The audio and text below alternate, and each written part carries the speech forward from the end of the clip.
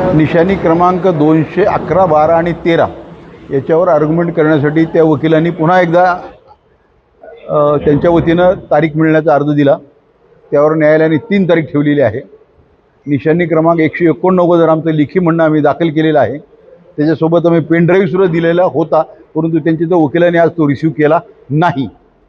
आणि आज महेश केदारचा जामीनचा अर्ज आलेला आहे, त्याच्यावर आमचं म्हणणं देणं आणि त्याच्यावर आमचं विवेचन या सर्वासाठी मिळून कोर्ट न्यायालयाने 3 तारीख दिलेली आहे। मात्र प्रत्येक तारखेच्या अनुषंगाने काही ना काही कारण दाखवलं जातं, वकील गैरहजर होतात, नेमकी कुठली ही निश्चित प्रकरण लांबवण्याचा विषय आहे।